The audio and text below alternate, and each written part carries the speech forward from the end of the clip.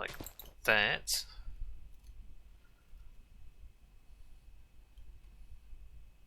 The reason that's straight down is because we're getting close to buildings over here.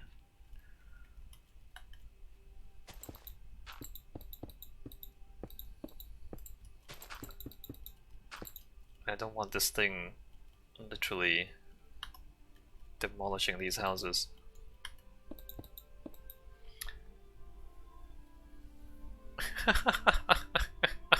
I think it's hard because we live in a society. I haven't actually watched the Joker Absurdity. Should I watch it? Have you watched it? Should I watch it?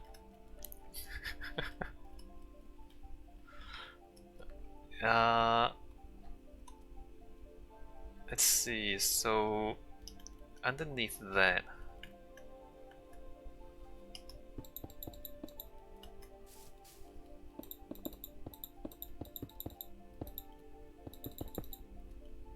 is that how it goes? Alright, Absurdity solid. Would you recommend it, Absurdity? Specifically, would you recommend it to me?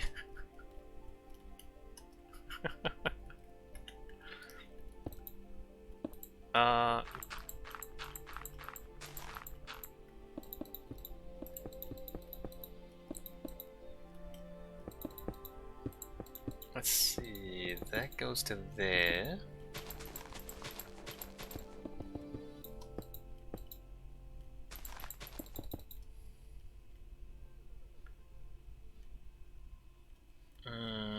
I probably should knock that back a little bit.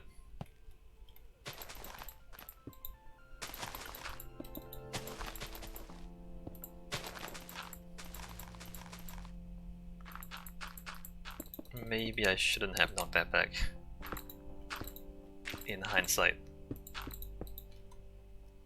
Yeah, I don't know. I don't know what I'm doing. Oh, is that right? No, that's not right. That's not right. Putting that back, because I don't know what I'm doing. Anyway, that should be grass. This. Oops.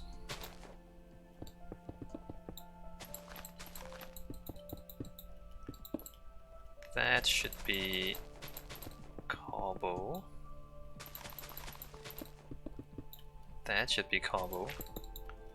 And then that should just sit on the ground, I guess. I'm gonna pretend that the foundation is underneath this grass here.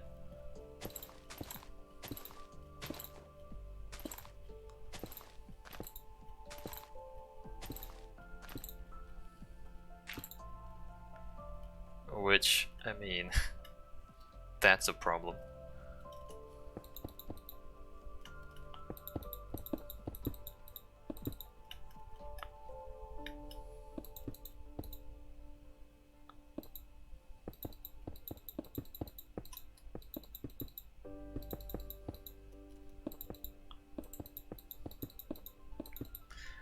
Absurdity says, yeah, I think I would in general recommend the Joker. There's some problems you might find annoying, it's not very subtle, and there's some leaps of logic. Overall, it's a good display of late capitalist alienation. Alright, good. Well, it's it was weird that everyone online have to have their Joker take. But it's I guess it does something different, Absurdity. Right, because a lot of it's like the anti-Marvel movie, right?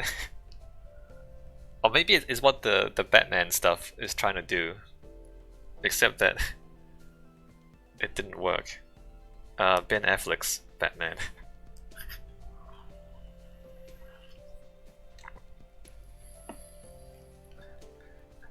A good display of late capitalist alienation. Does it offer any solutions though, or does it just offer the Joker, which is like murdering people? Absurdity says, yeah, I haven't seen any Marvel films. Neither. I mean, Accidentally, I guess I've seen one or two. Not on purpose.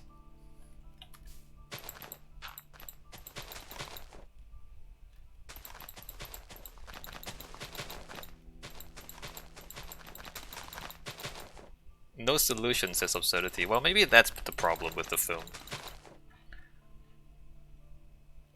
You kind of need to give people some hints, at least, about what they can do about it. So, I think that's it. I think this is the thing. Alright, this is the thing.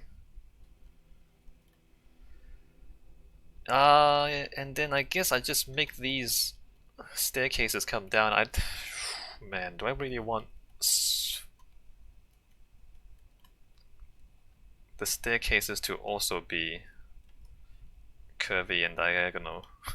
Not really, right?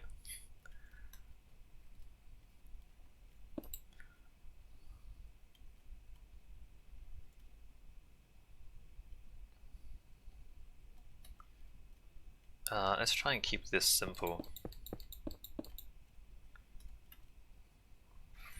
4.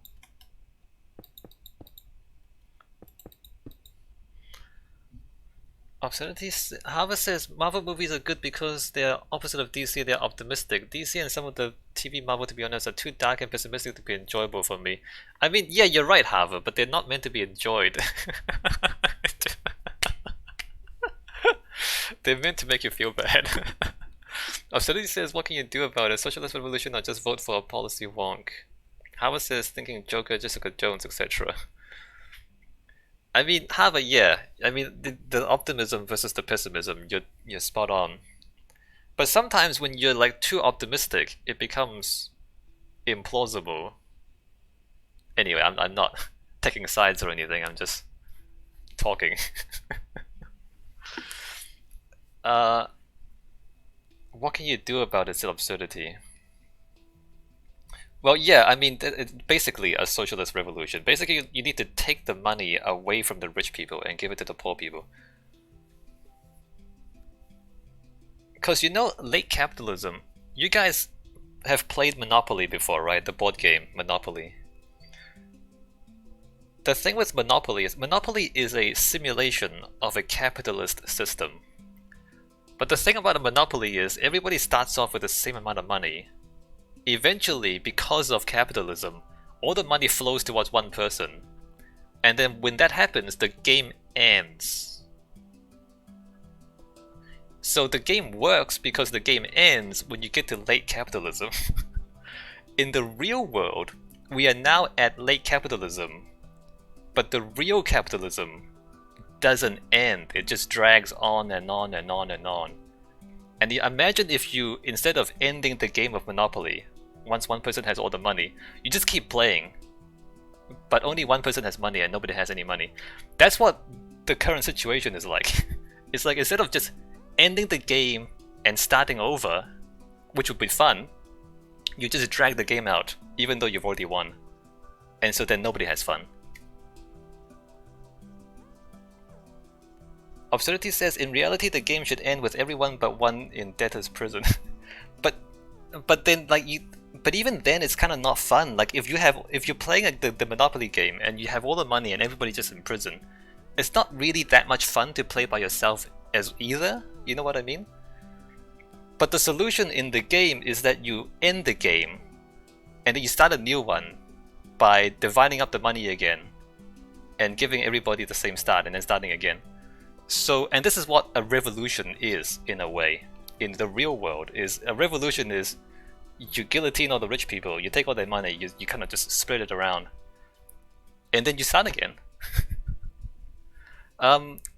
Ideally, we can do it without the guillotines, but, you know, in essence, that's what revolutions do, is it resets the society. Anyway, that's my game theory explanation for late capitalism.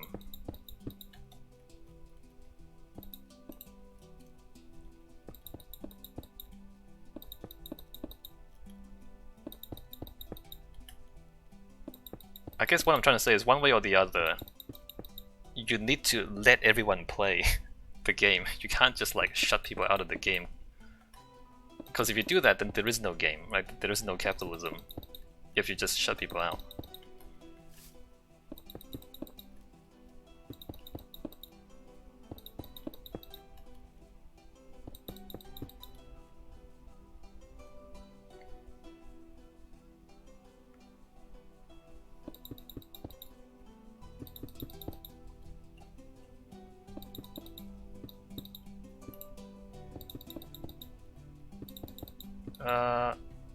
And then down to there, and I guess I ended there.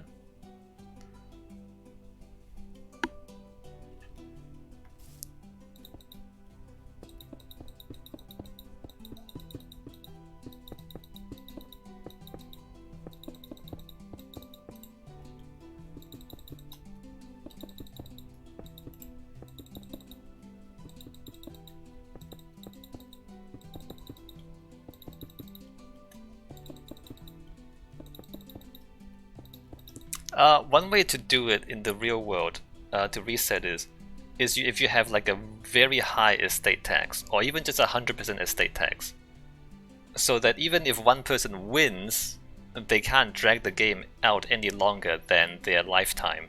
And once they die, their kids don't get the money. If the kids want money, they have to play the game properly and earn it themselves. And then you don't have the dramatic accumulation of money into a few dynasties.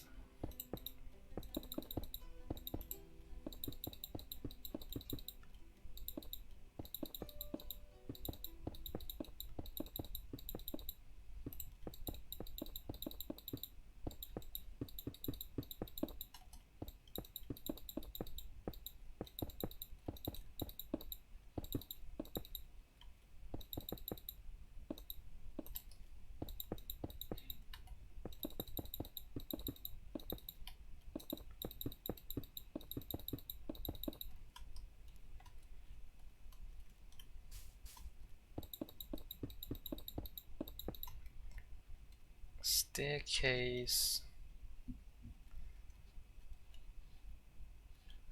Let's make a proper staircase. Also that's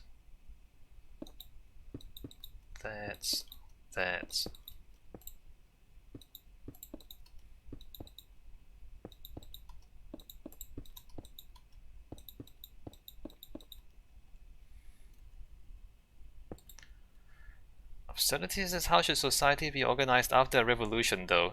Nobody's gonna revolt just to put in capitalism with more safeguards. Workers' councils personally. No, but absurdity, that's the thing. No. You revolt just to put in the same capitalism, is what I'm saying. Because, look, capitalism, early capitalism, is actually really good. It like motivates a lot of innovation, right? Like when everybody has a chance to compete, the competition drives innovation and it drives people to work harder, right? Like if you think of like early industrial revolution, I mean it wasn't perfect, but it drove in like really fast progress in terms of technology, innovation, social development, and all that. So yeah, no, you put in the same capitalism. Capitalism, like early capitalism is great, late capitalism is awful.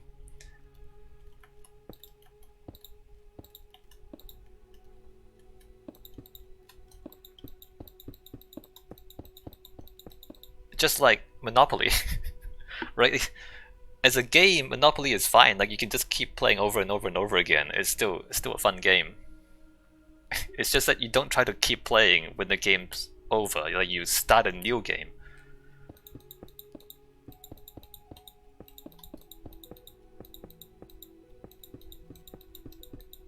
And maybe that's something that the current generation, maybe they don't really understand that part, is that actually this system was really good before it got to this like late stagnant stage at the end.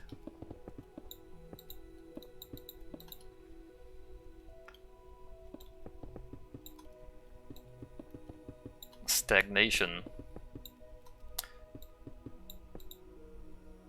It happens everywhere, by the way. It's not just like... In fact, like a lot of video games, or a lot of board games even, it's a really great simulations, or I guess interesting models of reality. Oh, I just realized that I guess that's not too bad. If you just walk up the entrance and into it, you don't really get a good view of the building. Absurdity says early capitalism was so good, let's bring back child labor. Well, okay, maybe the same capitalism but with a few more safeguards, Absurdity. maybe safeguards against child labor.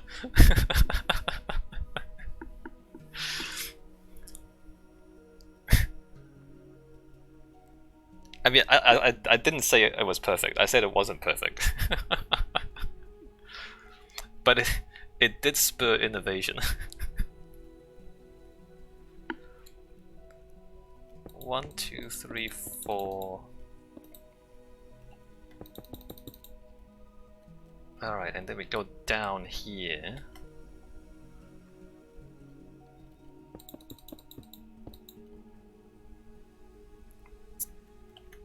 2, 3, 4.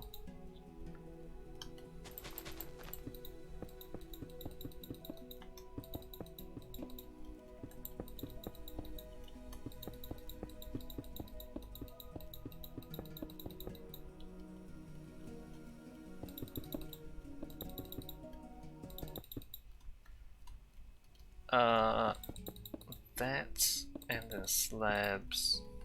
But you know, no, Absurdity. Child labor didn't begin in early Industrial Revolution. Child labor existed before the Industrial Revolution.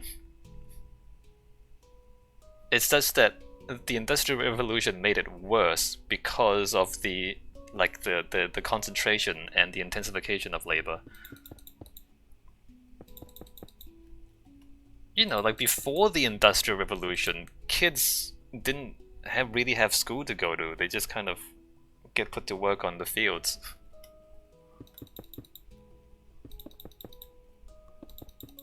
Or if they're lucky, I guess they just kind of mess around and play. But they had to work too.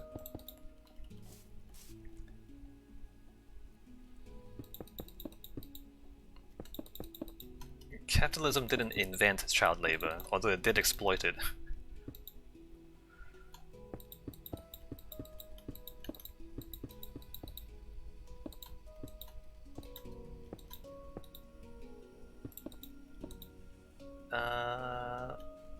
Underneath there.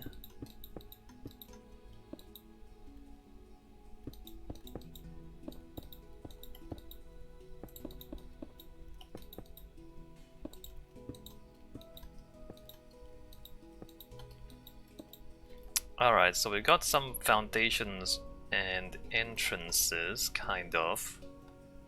2 sides. 1 for each town. And I think I'm almost done. I think the station is pretty much done. It's kind of weird, it's kind of unconventional. So I can't really tell if it's done. I can't really tell if this is done because it's so strange and unusual. But I think it's done.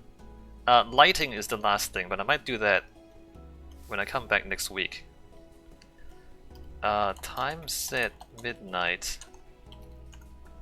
It's so strange, however, like because it's so unconventional. But usually when you design a conventional building, you just tick the boxes, right? Like you have structure, roof, walls, windows, doors, floors, foundations, and then you're done.